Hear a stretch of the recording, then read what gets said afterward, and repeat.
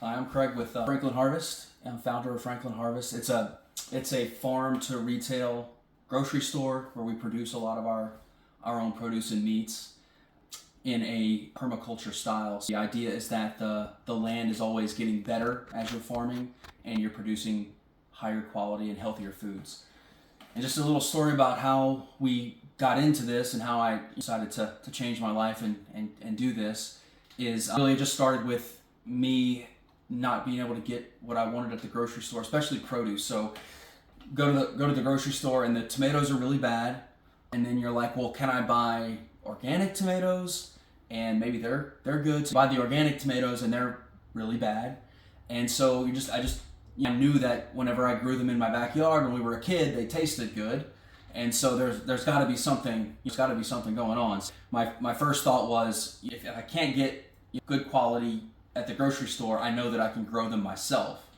And so that's kind of what started was me, just for me and my family, wanting higher quality food.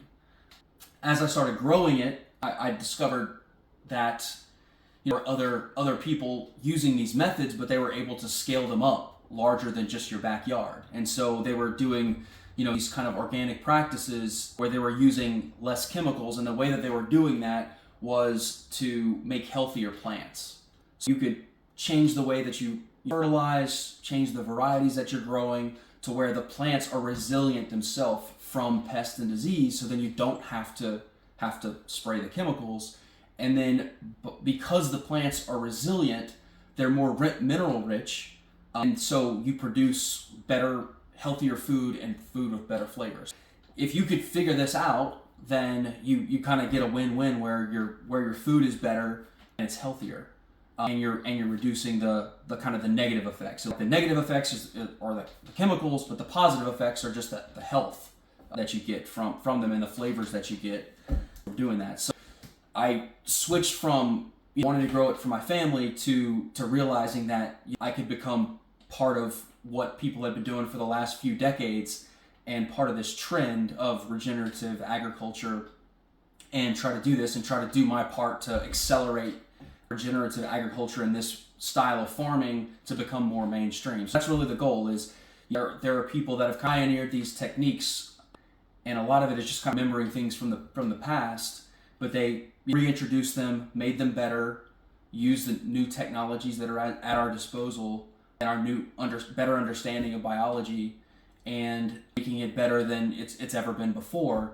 And now it's about, can we have a proof of concept on a small scale, but can we get to the point where this style becomes the status quo in the U.S. and we get to that. So we need people that are trying new things and that are trying to build these type of systems at a larger scale where this becomes the status quo. That's our goal here, is to take what the Joel Salatins of the world, the White Oak Pastures of the world are doing, and just add on to that, build onto that, and push the food industry in the U.S. towards this, because I think it's better for our health, and so I think that's something that I wanted to be part of, and that's why we're doing this, and we're learning every year. We make tons of mistakes.